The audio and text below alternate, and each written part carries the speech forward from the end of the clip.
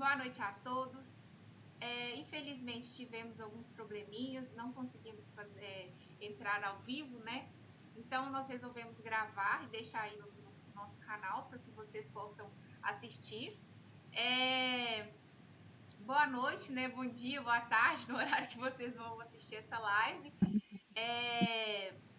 Eu sou Jussara, presidente do OGRE, e é um prazer aqui mediar essa conversa, essa entrevista com a Mariana Timo. E desde já agradeço, né, Mariana, a sua presença nessa entrevista.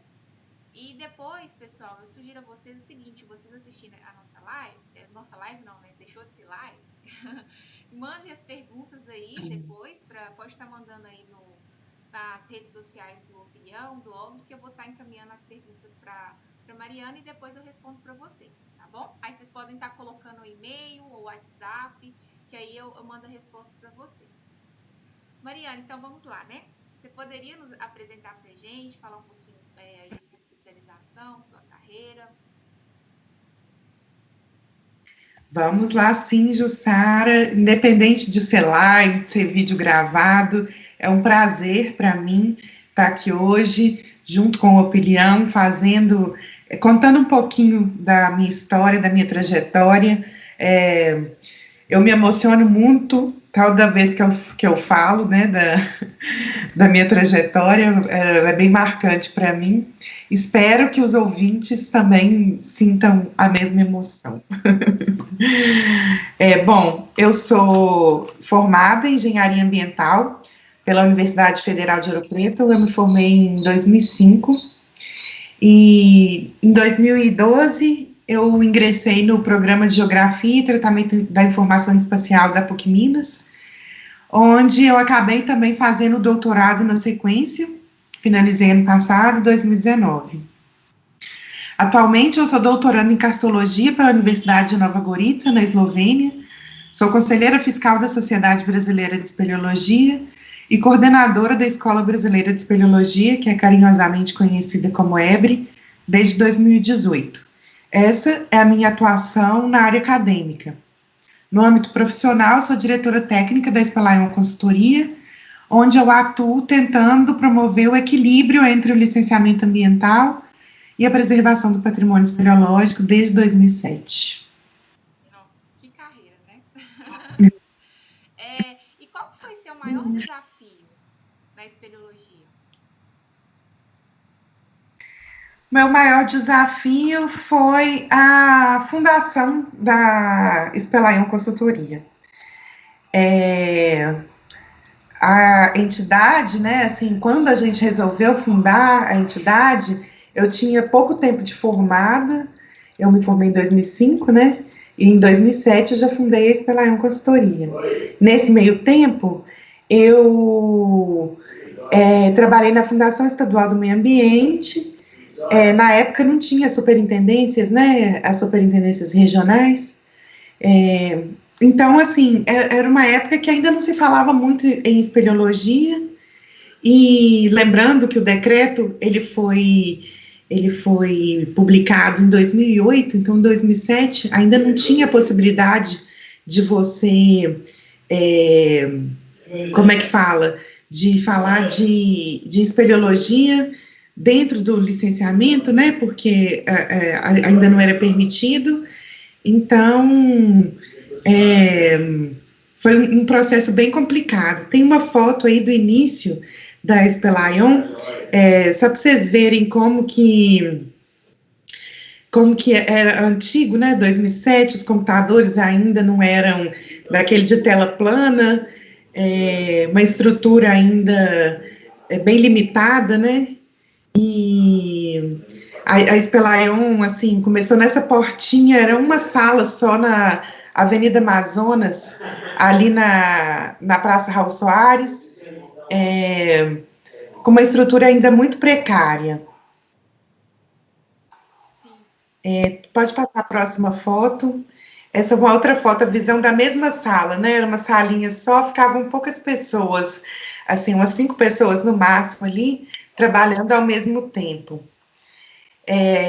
Essa foto aí dos inícios dos campos, né, na Espelaion, A gente não se preocupava ainda muito com segurança no trabalho, com uniforme, né, padronização, vamos dizer assim, né? Mas duas pessoas que estão aí na foto, a Juliana, que é minha irmã, e o Frederico, que está logo ao lado dela, estão aí desde o princípio e estão comigo até hoje na Espelaion. Sinal de que a gente, assim, a gente cresce junto, né? A Espelaion tem essa característica de trazer as pessoas e crescer junto. A gente foi, assim, claro que começou assim, sem nenhuma preocupação, mas a gente foi desenvolvendo, né, se aprimorando, melhorando, e nós chegamos a participar do primeiro curso que é a próxima foto aí, né, que é o primeiro curso de treinamento, assim, era PRO de cavidades, que eles chamavam, né, procedimento operacional para entrar em cavidades. Nessa época, a caverna era considerada espaço confinado, e a gente fazia um treinamento para entrar em espaço confinado, para acessar as cavernas. Claro que assim, né, isso foi bem no início, na próxima foto aí eu já mostro o avanço dessa atividade, né, na Espelaion. Hoje em dia não é mais considerada a caverna como sendo espaço confinado. Pode passar a próxima foto.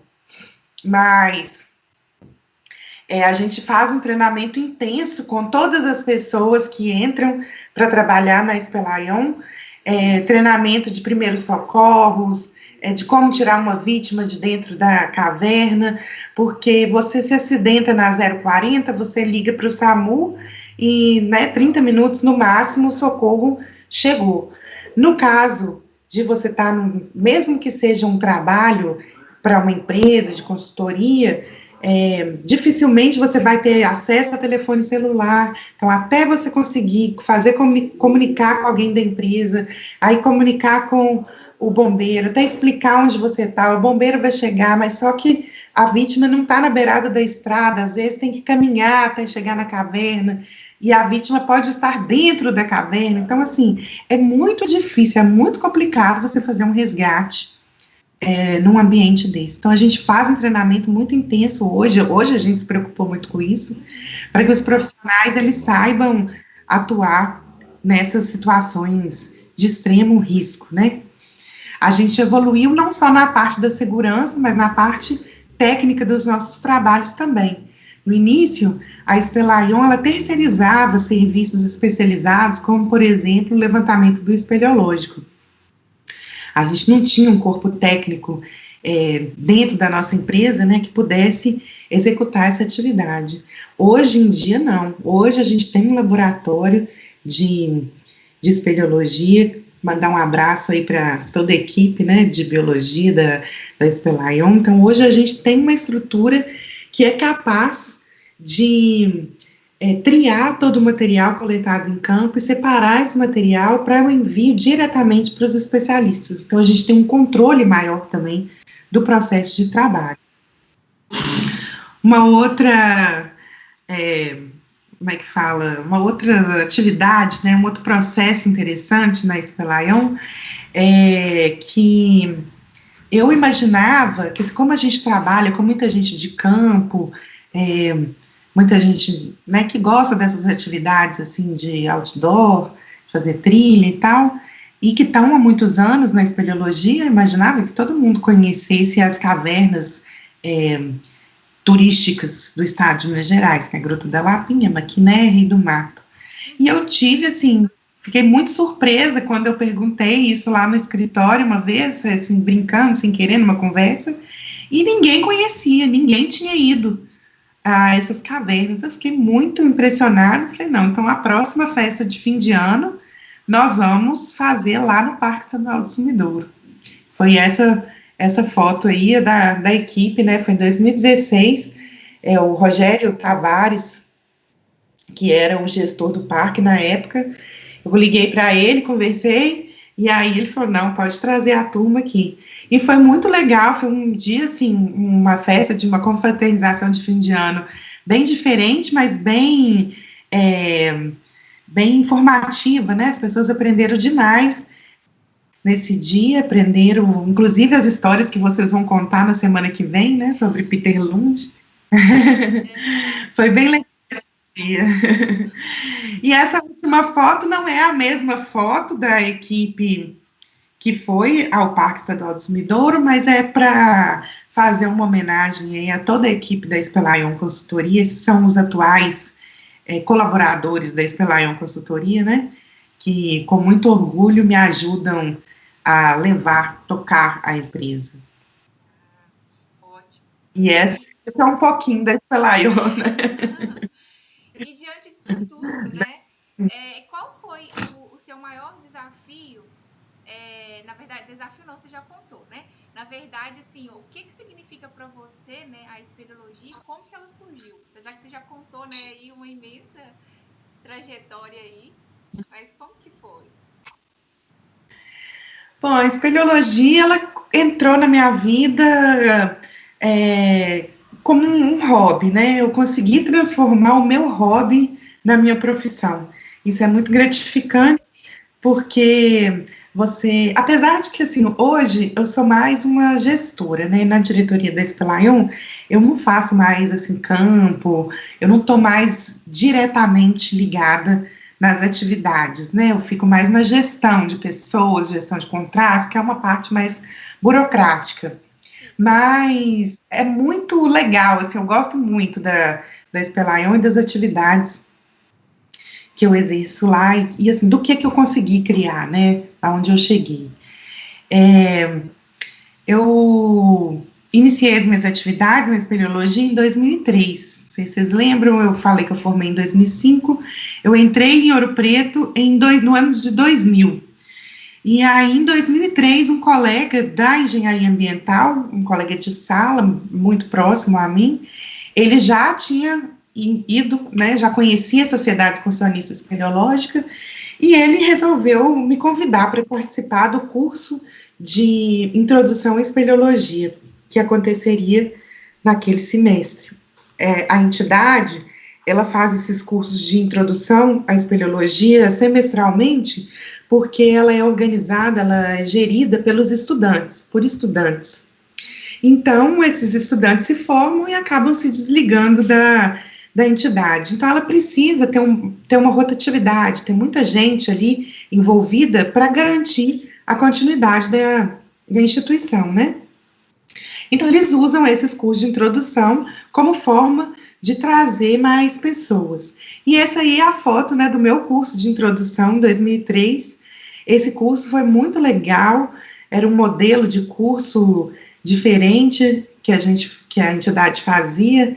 Esse campo a gente saiu de Ouro Preto de manhã, a gente foi aí para Cordisburgo, passamos o dia na Gruta da Morena, não sei, para quem não conhece, a gruta tem 4,5 km, mais ou menos, de projeção, então é uma gruta muito grande. Então, a gente passou o dia inteiro dentro dessa gruta, depois a gente saiu da gruta, fomos para o estacionamento da Maquiné, a gente dormiu no estacionamento da Maquiné, acordamos no outro dia, visitamos a Maquiné, e fomos direto para o Parque Estadual do Sumidouro, em Lagoa Santa, e visitamos pacas, túneis, eliquitites, tudo no mesmo dia, no domingo. Então, esse foi um final de semana super intenso.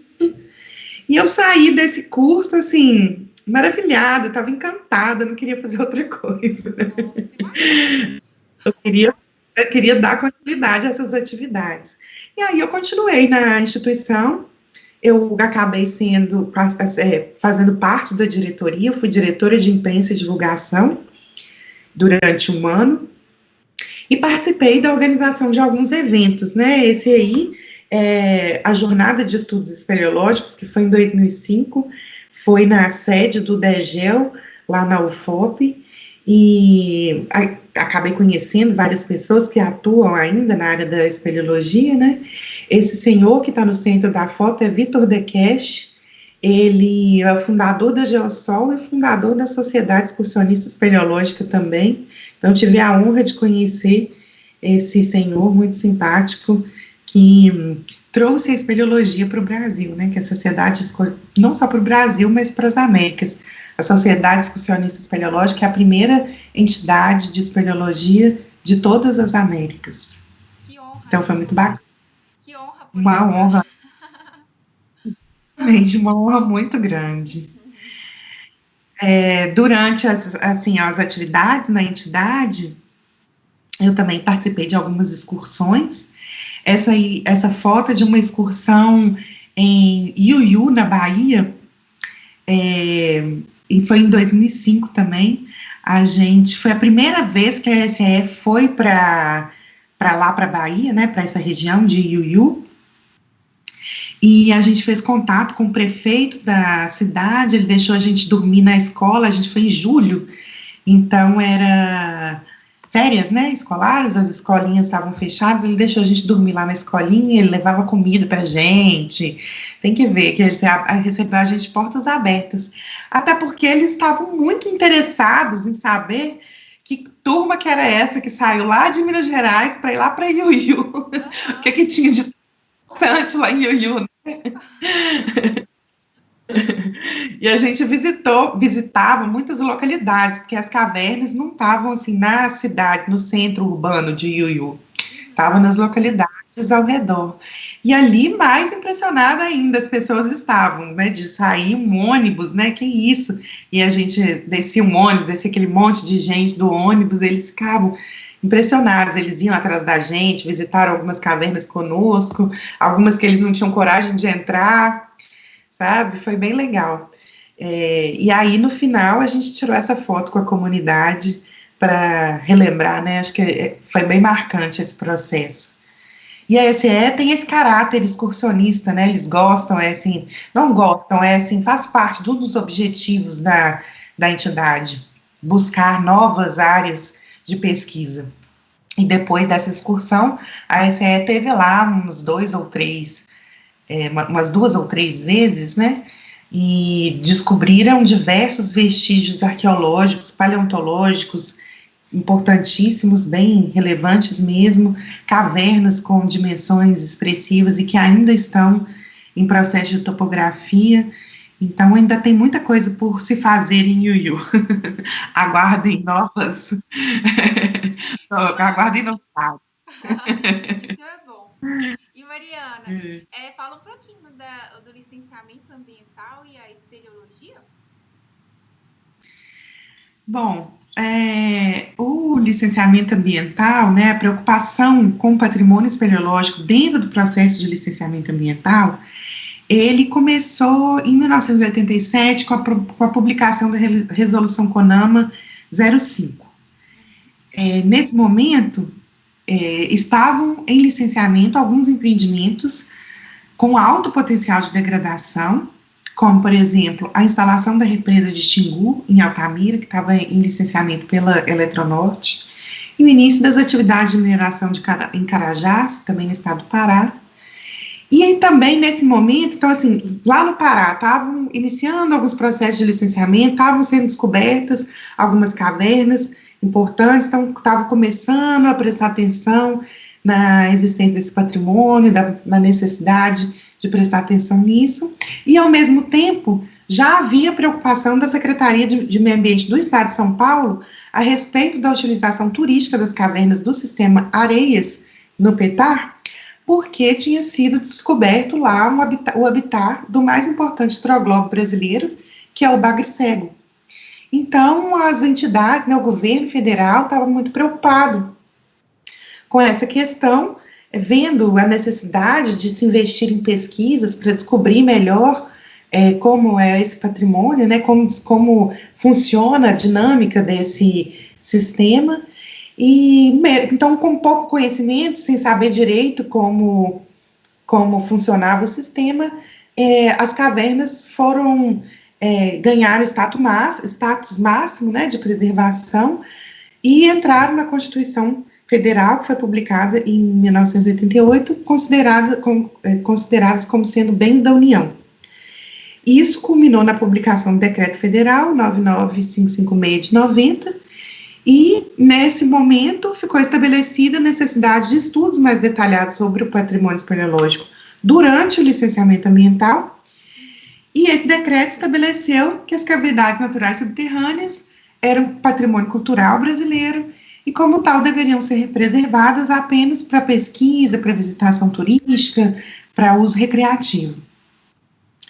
Essa decisão impactou muito o setor produtivo, porque qualquer cavidade natural, né, que fosse penetrável pelo homem, independente do tamanho, não tinham-se muitas pesquisas, muito entendimento a respeito desse ambiente.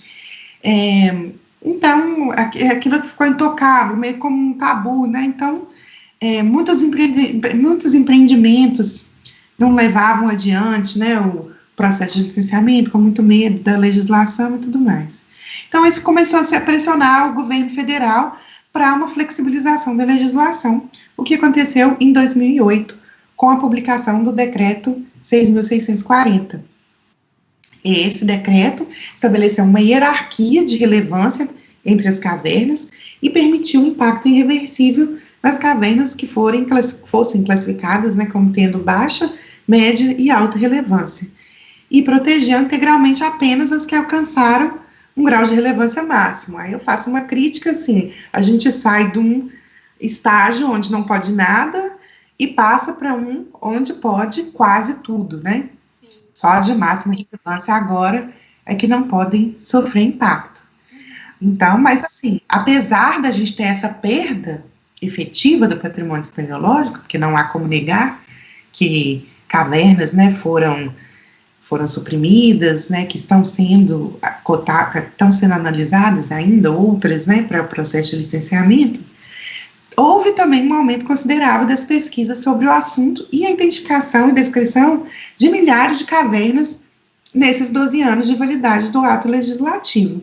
Então, assim, a gente perde por um lado, mas ganha por outro, né? Mas, como nem tudo são flores, atualmente o Ministério de Minas e Energia demonstrou a intenção de alterar de novo a legislação, permitindo impacto irreversível agora nas cavernas que são consideradas como sendo de máxima relevância. E isso pode ter uma consequência negativa muito grande, porque o país, né, o Brasil, ele tem dimensões continentais. Existem algumas, expectativas, né, as pessoas fazem assim, estimativas sobre quantas cavernas existem no Brasil, e assim, de acordo com essas estimativas, hoje nós temos 18 mil, mais ou menos, cavernas cadastradas no banco de dados, que é o CANIE. Sim. Mas, segundo essas estimativas, isso não representa nem 20% do patrimônio espeleológico conhecido, assim, do patrimônio espeleológico que pode existir no Brasil. Então, quer dizer, ainda tem muita coisa para a gente descobrir, né? E não falo só, assim, das cavernas, do meio físico, falo também de paleontologia, de arqueologia, né, de biologia, que são, assim, mesmo na consultoria, que a gente faz trabalhos mais rápidos, a gente descobre espécies novas, a gente identifica espécies raras. Então, você imagina o patrimônio que está em risco, né? E aí eu vou aproveitar aqui o espaço e fazer um apelo à sociedade espeleológica para entrar no site da Sociedade Brasileira de Espeleologia e assinar o movimento, né, que nós estamos fazendo contra a publicação desse decreto. Está surtindo muito efeito, inclusive vai ter uma reportagem que vai passar na TV Cultura no domingo, explicando melhor como que é esse ato, né, da sociedade. Muito importante os espeleólogos se envolverem. Sim, com certeza. E aí tem a petição, né, que está falando aí sobre as cavernas brasileiras em risco. Você quer falar um pouquinho dessa petição para a gente? Isso, é essa petição mesmo que eu estou falando, que está disponível o link, né, está disponível no site da SBE. A gente não está dizendo que, assim, o decreto 6640 de 2008, quando ele foi publicado, houveram muitas críticas com relação a ele, e ele não é um decreto que ainda está redondo, né, não é assim, é um decreto que os espeleólogos se sentem confortáveis para defender ele ferrenhamente. Mas a gente não quer, de forma alguma, que as cavernas consideradas como sendo de máxima relevância sejam passíveis de impactos irreversíveis. Então, nesse momento, a SBE tomou como diretriz defender o 6640, para não dar abertura para a mudança do decreto. Mas não significa que esse decreto 6640 não tenha falhas e que a gente não vai discutir essas falhas posteriormente. Mas agora nós estamos preocupados, né, é prioridade não deixar com que as cavernas de máxima relevância sejam suprimidas. A gente só priorizou isso, mas depois a gente vai discutir o decreto 6640 também. Tem um vídeo, né, que foi feito do não, né, a isso. Sim. E está sendo divulgado. Vou até depois tentar colocar um vídeo aí também no canal, o pessoal está acompanhando. Foi muito bacana, a gente teve o pessoal do grupo também participou, tanto de vários outros grupos aí no Brasil inteiro, né, participando. E vamos ver, né, se a gente Sim. consegue. Tá tendo uma comoção, o barulho, ele tá sendo ouvido, né, o barulho tá alto, a comunidade está se movimentando, as pessoas, os grupos estão se envolvendo, então acho que o objetivo vai ser alcançado. Tomara, que esse objetivo seja alcançado. E falando aí um pouquinho, né, de impacto, assim, é questão sobre a mineração e as cavidades naturais, né, e qual que seria a maior preocupação? Bom, com relação à mineração, a maior preocupação que eu vejo, né, são as alterações provocadas por esse tipo de empreendimento. Porque ele está removendo o minério, né, ele está fazendo uma alteração na paisagem. Não apenas pelo impacto irreversível, que seria a supressão da cavidade, né, um impacto assim, pior, vamos dizer assim, né, seria a supressão da cavidade. Mas tem vários outros aspectos, né, como, por exemplo, que eu já falei, que a mudança da paisagem original, a geração de particulados, de ruídos, que pode promover um impacto no interior da cavidade, por exemplo, o particulado, ele pode reduzir a umidade da caverna, provocando a diminuição ou até mesmo a extinção da fauna, a captação de água subterrânea ou seu barramento para utilização no próprio empreendimento, né, isso vai provocar mudança da dinâmica hídrica no sistema kárstico local e pode trazer algum dano para o sistema, né, para as cavernas. Então, assim, é um impacto muito grande. Mas é importante a gente ponderar também que a mineração tem financiado diversas pesquisas científicas para o melhor entendimento da dinâmica desse ambiente. Diversos eventos estão sendo organizados através, né, do financiamento, através da possibilidade de promover impactos irreversíveis durante o licenciamento ambiental, né? Como, por exemplo, a gente pode citar workshop de área de influência, workshop sobre quirópteros, que aconteceu em Ouro Preto. Então, assim, vários eventos. E também um incentivo, né, na publicação de livros. Um livro que eu considero extremamente relevante e que foi financiado por essa verba destinada, né, da compensação ambiental, foi o livro aqui, ó, que eu quero até mostrar para vocês, Princípios de Karstologia e Geomorfologia Kárstica, que foi elaborado pelo professor Luiz Eduardo Pancer Travassos, não sei se está dando para ver. Tá dando pra ver. Esse livro está disponível para download gratuito na página do grupo de Karstologia da PUC Minas. Não sei se você consegue colocar o link, né, do chat. Eu coloco. Vou colocar. Tá. É muito importante essa bibliografia, porque é o primeiro livro que concentra, assim, né, conceitos, explicações sobre o desenvolvimento do karst, da geomorfologia kárstica. aqui aplicada aqui no Brasil, né? Aí, aproveitando também, na página da Espelaion Consultoria, nós temos também diversas publicações científicas gratuitamente disponíveis, que são... Acontece. Que estão sendo gratuitamente disponibilizadas no site da Espelaion Consultoria, tá?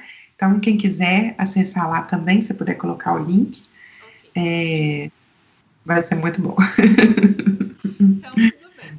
Você falando aí, né, do livro, da carcitologia, e aí o seu doutorado, né, que está sendo lá na Eslovênia, conta pra gente um pouquinho dessa experiência. Então, a Eslovênia eu conheci de novo através do professor Luiz Eduardo Panicet Travassos. Aliás, toda a minha carreira acadêmica foi influenciada por ele. A gente se conheceu quando ele estava... assim, eu não conhecia ele pessoalmente, né? A gente começou a conversar sem se conhecer, e aí ele me convidou para fazer o mestrado, e aí a gente já... assim, se deu bem, né, logo no princípio. Depois eu já emendei o doutorado, mas a Eslovênia eu conheci, eu estava terminando o meu mestrado, foi em 2013, quando o professor Travassos trouxe a equipe do Instituto do Cardio da Eslovênia pela primeira vez ao Brasil, e foi quando eu tive a oportunidade de conhecer o professor Tadej Sleip, que é o diretor do Instituto, e hoje é o meu orientador da minha pesquisa da Universidade Nova Gorica. Meu orientador é o professor Travassos, né? Ele é o professor... eu esqueci agora, ele vai...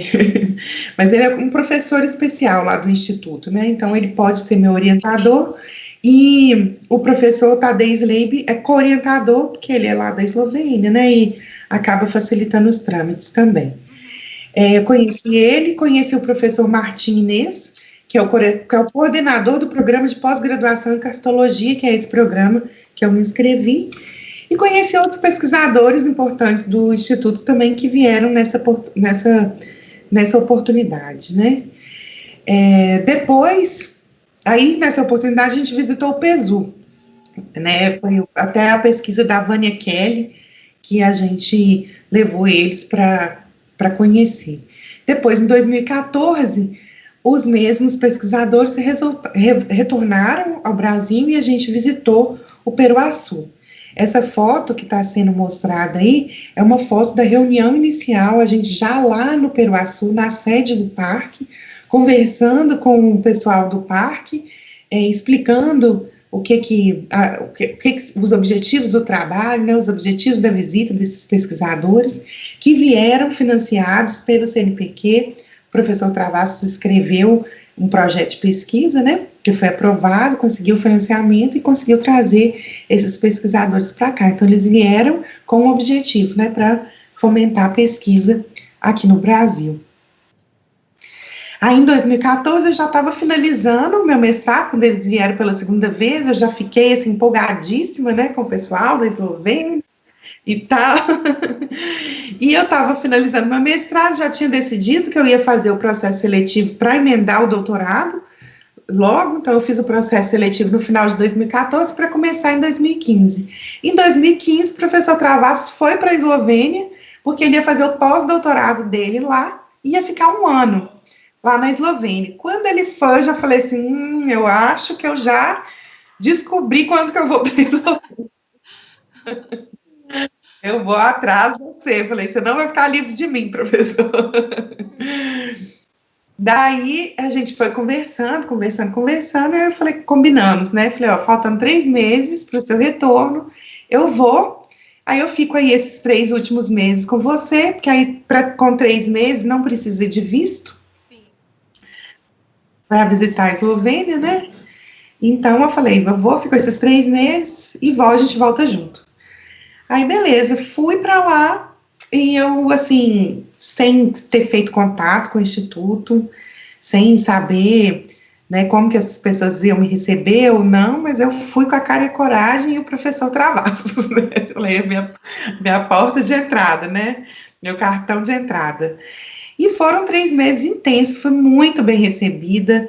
O pessoal fala que que, assim, o europeu, né, ele é seco, é frio, mas, assim, muito pelo contrário, foi muito bem recebida, assim, todo dia eu tinha uma casa de alguém para jantar, sabe, tinha que conhecer alguma Aham, projeto de alguém, sabe, muito legal. que bacana Eu mesmo. tenho uma foto aí que é da entrada do Instituto, essa é a entrada principal do Instituto do Karst, da Eslovênia, é é um instituto bem tradicional, né? Essa cidade onde fica o instituto chama-se Postojna, é uma cidade que tem 6 mil habitantes, Uhum. é muito pequenininha, né? E é o lugar, enquanto eu estive lá, eu entendi o que era o kart clássico. O kart clássico é uma região na Eslovênia que é chamada de Kras, é Planalto de Kras. Você pode passar a próxima foto, por favor? Que é a foto da montanha Nanos, que é o pico mais alto do Planalto de Kras. E aí eu tive a oportunidade de conhecer, né, o kart clássico e a sua importância. O kart clássico ele é importante porque os nomes que a gente fala, por exemplo, Dolina, Uvala, Polier, esses nomes são pronunciados da mesma forma na língua balcã. Então, se você chegar lá na Eslovênia e falar Dolina, as pessoas lá vão entender o que você está falando. Falar Uvala, eles sabem o que você está falando. Se falar Polier, eles reconhecem. Porque essa é uma língua, e não só lá na Eslovênia, se você for nos Estados Unidos, na Austrália, e conversar com pesquisadores do kart das cavernas, né, eles vão entender essa nomenclatura. Então, o kart clássico ele é importante por isso, porque as primeiras pesquisas do mundo foram realizadas lá e eles, historicamente, né, desenvolveram os termos, as terminologias que são utilizadas frequentemente em qualquer língua do mundo, né? Legal demais, né? Vamos chegar lá quando Bem entrar. a gente já se entende, né? Nesse ramo de espeleologia, pelo menos os principais termos a gente já se entende. Isso, do kart, pelo menos. Uhum. Bom, lá em Postojna, eu coloquei essa foto porque eu queria dizer, esse é o Museu do Kart, lá, né, da Eslovênia, e a cidade de Postojna, ela tem 6 mil habitantes e tem pelo menos 3 museus falando só de kart. Nossa. Só para vocês terem uma ideia de como que isso é importante lá na região, né? Uhum. Então, você falar de kart lá é muito importante. A próxima foto é ainda no kart clássico. Esse é uma caverna, castelo, né, que se chama Prediama. O Prediama está localizado aproximadamente uns 11 quilômetros da cidade de Postojna, que é a cidade onde que eu fiquei. E esse castelo, assim, é legal, assim, eu coloquei essa foto para falar que no período de guerra, o kart e as cavernas foram muito utilizados pela população, pela comunidade, né, pela pessoal esqueci o nome aqui agora, pelos militares. Pelos militares. Nesse caso aí, o castelo foi construído na entrada da caverna. Então, os inimigos ou os visitantes, eles têm só uma possibilidade de acesso. Não tem como se acessar por trás, porque por trás é o paredão, que é intransponível. Então, você só chega pela frente. Então, você consegue ver os seus inimigos atacando, você consegue ver com antecedência quem está chegando, né? Hoje esse castelo é um museu, então você paga uma entrada, né, e consegue entrar dentro das dependências e ver o que tem lá dentro, mas se você não tiver o recurso para pagar a entrada, você pode visitar os arredores, andar em volta lá.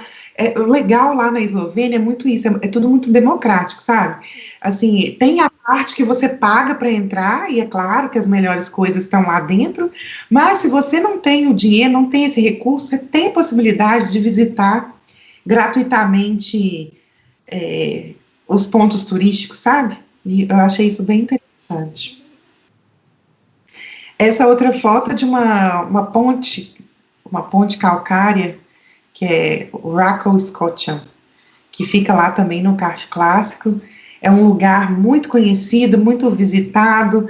Eu fui lá pelo menos umas 3 vezes, que eu participei de alguns eventos durante esses 3 meses, lá do Instituto, né? E toda vez começava um evento, eles levavam as pessoas, né? Assim, uma ambientação eles levavam nesse lugar, sabe? Para a pessoa se ambientar na Eslovênia. Bem legal isso, assim, como se fossem umas boas-vindas, sabe? Eles levavam. E aí você pode ver umas pessoas em cima, né? Visitando, é bem, bem bacana. Essa próxima foto, eu também fiquei muito. Isso na Itália, numa cidade do Ino, próximo do Porto de Trieste.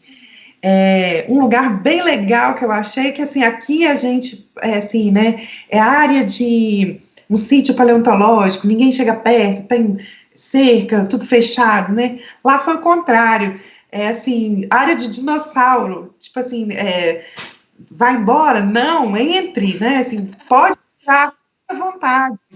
E lá dentro tinha réplica dos dinossauros que foram encontrados na forma como eles foram encontrados. Claro que é uma réplica, porque o original foi retirado, inclusive, para pesquisas científicas, mas eles mantiveram no lugar uma réplica perfeita. Você chega lá, você olha, é perfeito a réplica do dinossauro. E assim, aberto, sem segurança, sem um vigia, sabe? Você pode entrar, você vai andando, fica um pouco afastado, onde que está a réplica, mas tem sinalização, sabe? Sim. Super fácil de você achar.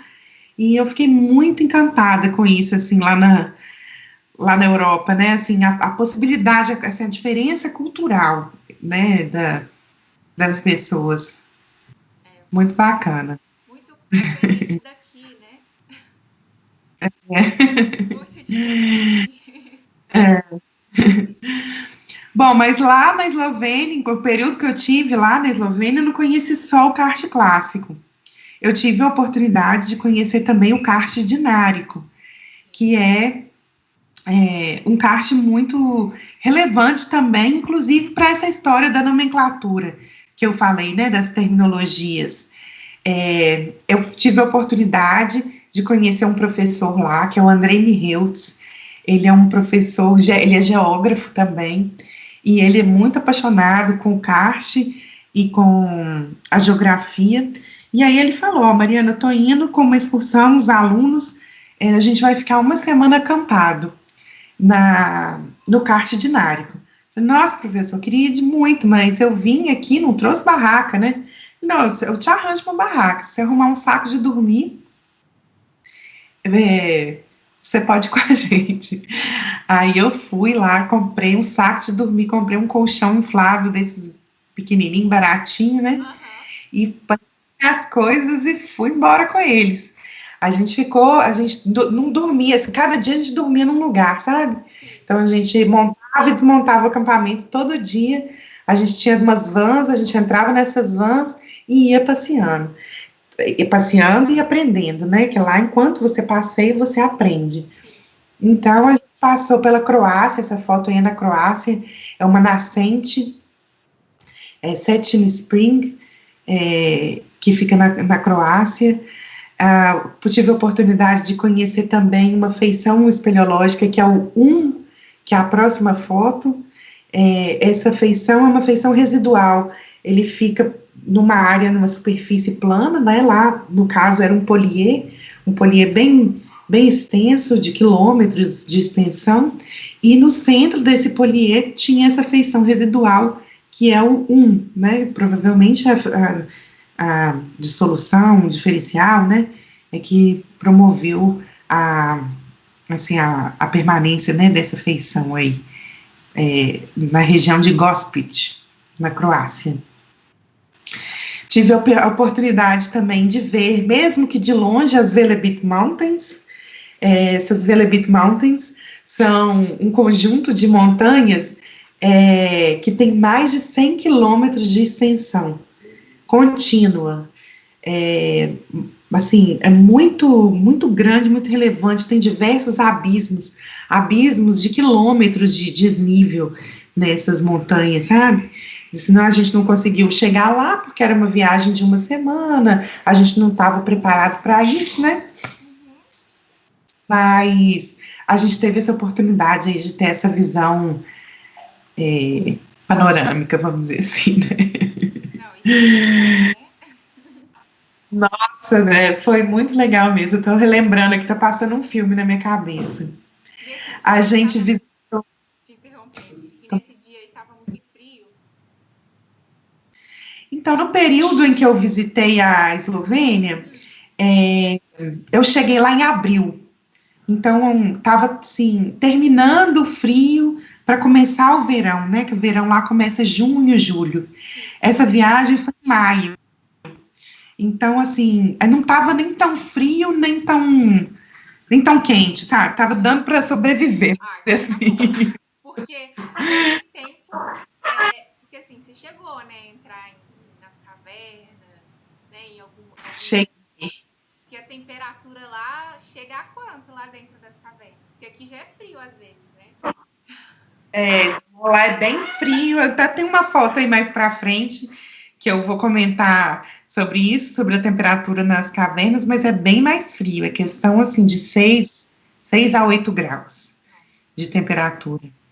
Mas eu passei um aperto lá, não foi nem dentro da caverna, foi em um dos acampamentos. A próxima foto aí, que é já na Bósnia. Ah, não, desculpa. A próxima foto é de um sítio arqueológico, que é a cidade de Assíria, do Império Romano. Legal, esse assim, um sítio arqueológico importantíssimo, né, que é essa cidade de Assíria. Ele está aberto, sem segurança também, sem grade, sem portão, sem nada, e tem umas réplicas dos vestígios arqueológicos espalhados pelo sítio, sabe? Assim, que Sim. você pode pegar no vestígio, sabe? Não tem câmera, ninguém tá te filmando, sabe? Aham. Então, assim, é uma questão cultural mesmo. Mas aí o que eu estava falando do aperto no frio é na próxima foto, que foi na Bósnia. Esse aí é um poliê que tem um lago e essa cadeia de montanhas. Essa cadeia de montanhas tem neves eternas. Então, à noite foi muito frio, sabe? Uhum. E todo mundo ria de mim, pessoal. Teve gente que, eu não tô aguentando ficar dentro da minha barraca, que eu tô morrendo de calor. Eu acho que a minha barraca era muito pequena, era daquelas barraquinhas, sabe? Que só cabe você deitado, não tem como você Sim. ficar em tela, sentado lá dentro. Aham. E eu, não sei, né? Eu estava respirando, estava muito forte, muita umidade, eu senti muito frio, fui dormir na van. Eles riram demais de mim. E esses blocos, que aparentemente estão espalhados, né? Assim, mais perto da foto, são testemunhos de enterramentos, né? Isso é um cemitério arqueológico. Sim. Só as pessoas importantes, elas podiam ser enterradas nesses locais de beleza cênica como essa, né? Assim, você vê a vista desse lugar, né? Sim. Quanto maior a pedra, mais importante é a pessoa que está sob ela, né? Está enterrada embaixo dela. Você vê a diferença de tamanho das pedras. Então, Aham. isso não é natural. As pedras, elas foram colocadas aí porque são o jazigo, né? Uhum. Dos povos antigos que ocupavam essa região. E isso também está aberto, né, para você visitar. A gente tomou vinho aí, conversando, né, perto dessas pedras. Então, assim, você pode se manifestar, você pode, desde que você respeite, né? Você não Uhum. pode degradar, quebrar uma pedra, pichar. Não tem pichação, sabe? Que E é um lugar interessante. aberto. E É. assim, vamos supor que chega alguém leigo lá, né? Não conhece a Eslovênia, aí tem alguém vamos supor, um guia que te ajude nisso ou não? É realmente aberto? Você não precisa de ninguém estar indo com você. Assim. Então, lá, tudo é muito bem sinalizado, sabe? Inclusive trilhas para se atravessar, fazer travessias nas montanhas, tudo é muito bem sinalizado.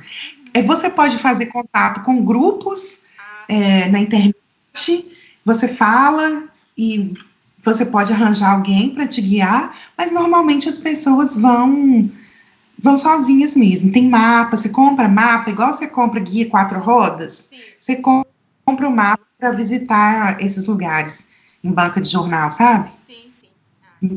É muito bem, é muito acessível, tem muita informação disponível. Você fazer o seu passeio sozinho.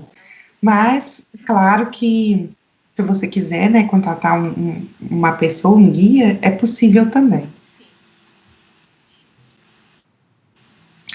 A próxima foto, aí, já entrando naquela pergunta que você fez sobre a questão da temperatura, né? Aí, no caso, o pico mais alto da Eslovênia, se não me engano, eu não fui no pico mais alto mesmo, né? Eu consegui chegar só até essa cabaninha aí, que acho que é o terceiro, são 7 lagos de altitude que compõem essa paisagem, que é o Triglau, e isso é patrimônio mundial da humanidade. Aí tem várias feições de karst relevantes, né? Você vê tudo calcário, né? E aí, assim, tem uma diferença, né? Isso é um karst alpino, é diferente daquele outro karst das outras fotos que eu estava mostrando. Mas aí a gente caminhou na neve para chegar aí, foi eu, o professor Travassos. No começo a gente estava assim, que legal andar na neve. No final, que saco a neve. Porque vai ficar pesado, sabe? E você vai ter dificuldade para caminhar. Mas na hora que a gente chegou aí, a gente esqueceu tudo, né? Toda a dificuldade que foi para chegar aí. É um lugar muito bonito e um exemplo típico de karst alpino. No fundo aí a gente está vendo os Alpes Julianos. Sim. E, assim, pode passar para... Essa paisagem é linda, né? E parece até cena de filme. Vários filmes, inclusive, foram filmados nessa paisagem. Tem um filme que é o Príncipe Caspian, da série eu esqueci agora, de Nárnia, né? Sim. Nárnia. Que não foi gravado aí, especificamente, mas foi no Rio, que o Rio é na Eslovênia. O filme ele foi gravado na Eslovênia, né? O filme O Príncipe Caspian, não sei se é o segundo ou o terceiro da série lá de Nárnia, Crônicas de Nárnia. A próxima foto já é uma caverna. Isso não é uma caverna de gelo, mas o que acontece lá na Eslovênia?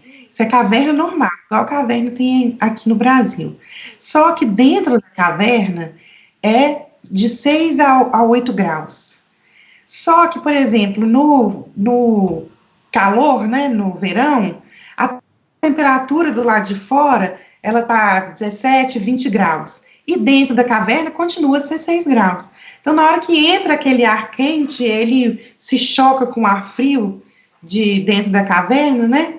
Sim. Ele congela e forma esses espelhotemas de gelo dentro da caverna. Então, você vê estalactite, estalagmite, você vê depósitos sedimentares de gelo, ao invés de sedimento de areia, né, de argila, o sedimento é de gelo. Eu achei isso muito legal. Várias cavernas que eu visitei lá são as conhecidas como Ice Caves. E tem um caso engraçado também, que é esse mesmo professor, Andrei Miheltz, que me levou para conhecer o karst dinárico, ele me convidou para participar de uma conferência lá de Ice Caves. E aí eu falei, vamos, né, vamos sim, quero conhecer sim. Aí ele falou assim, para você lá no Brasil vai ser muito importante, né? Aí eu falei, com certeza, professor, né? Isso aí vai ser importantíssimo para mim lá no Brasil. Ele falou, então vou te dar um certificado E ele me deu mesmo um certificado que eu cheguei até a enquadrar, que é Expert on Ice Caves. Oh! Vai ser guardado nas 7 chaves. Não, eu mandei ela fazer um quadro, tá pendurado lá na minha sala. Ele sempre me pergunta, inclusive, eu divulguei a live do Opilião e ele respondeu, falou assim, você vai falar das cavernas de gelo? Eu falei, claro, professor, isso aí nunca sai das minhas apresentações. Ele, não se esqueça que você é uma expert. Que bacana. Mantenho contato com eles ainda. Essa foto, a próxima, é nos Alpes Julianos, tem uma travessia que você faz de carro, que é muito bacana, e em determinado momento você chega, e lá é assim, ó, essas placas, elas ficam assim no meio do nada, você tá andando de carro, vê a paisagem, de repente tem uma placa, você para ver a placa e tá falando lá geologia, geomorfologia, os estudos científicos que foram feitos ali, sabe? No meio do nada tem uma placa informativa para você parar, e aí eu achei interessante essa placa, que ela fica num lugar estratégico, onde, assim, enquanto você lê a placa, você visualiza a feição geomorfológica que está sendo explicada na placa, né? Então, achei isso muito legal, assim, e queria trazer isso, contar isso na live. E aí, finalizando, por último, assim, a minha estadia, finalizando esses 3 meses na Eslovênia, né? Essa aí é a turma do Instituto, aí tem pesquisadores, tem secretário, tem pessoal, tem o coordenador do programa, tá aí, sabe, assim, eles se misturam muito lá, não tem muito disso, assim, eu sou o chefe, eu não me misturo, sabe? Então, assim, eles tem inclusive, assim, 8h30 da manhã, 3h30 da tarde, você vai para essa sala e é a hora do café. Todo mundo tem que pegar. Tem não, né? Quem não bebe café não precisa pegar o café, mas todo mundo pega um café e senta aí nessa sala para bater papo. Não é para falar de projeto, não é para falar, sabe? É para falar de, e aí, como você tá, de você, da sua vida, sabe? Todo mundo senta aí, você vê, tem pessoas novas, tem eu que nem era ainda parte do instituto, né? E eu e o professor Travassos, a gente fez pão de queijo e caipirinha.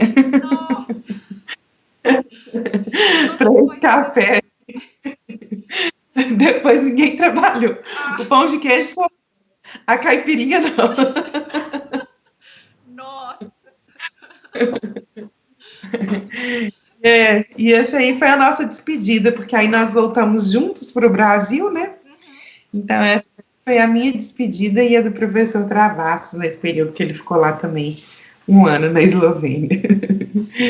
E é isso aí que representa a Eslovênia. Hoje eu estou terminando meu doutorado, né? Depois desses 3 meses eu resolvi que eu faria mesmo o doutorado, fiz a minha matrícula, fiz as disciplinas, fiz as provas, fiz a minha qualificação no ano passado, e agora eu defenderia em junho agora o meu doutorado, mas diante da pandemia o instituto está fechado e a gente vai precisar remarcar para o ano que vem. Mas no final depois dá tudo certo, né? E quais que são os seus próximos passos, projetos para o futuro? Então, terminando agora o meu doutorado, né, e eu pretendo, assim, aplicar as coisas que eu aprendi e que eu tenho aprendido, eu já venho fazendo isso, né, na Espelaion Consultoria. A Espelaion assim, é o motivo, né, é a minha motivação, assim, é o motivo pelo qual eu me entreguei a todas essas outras coisas, né, e é uma parte muito importante da minha vida. Mas eu também assumi a Escola Brasileira de Espeleologia. No ano passado, a gente deu o pontapé inicial, inclusive o Luciano Merich Faria, que é também parte aqui da Newton e do Opilião, ele participou desse lançamento conosco, é um dos professores, né, da escola, e esse é um projeto muito legal que a gente tirou do papel. A gente tem uns níveis de formação de espeleólogos, né, e a gente pretende, a partir de agora, divulgar ainda mais a escola e consolidar as atividades, as atitudes, né, da Escola Brasileira de Espeleologia. Esse é o meu próximo desafio, assim, são projetos futuros, né? E a gente tem um vídeo aqui também, que a gente vai passar aqui, pra verem. Uhum. Esse é um vídeo que foi feito pelo Lúcio Borges, que é o coordenador de bioespeleologia da Espelaion. Quando eu pedi ele para fazer esse vídeo, a gente ainda não sabia direito como fazer. Ele fez sozinho, ele que escreveu o roteiro, que fez a edição, fez a música, colocou a música de fundo. Achei muito legal, porque ele mostra, né, desde a gente chegando na caverna, fazendo a vertical, fazendo as coletas de vinho, levantamento de dados da geoespeleologia. Eu acho que ele foi muito feliz nesse vídeo, eu gosto dele muito, eu sempre gosto de divulgar quando eu tenho oportunidade.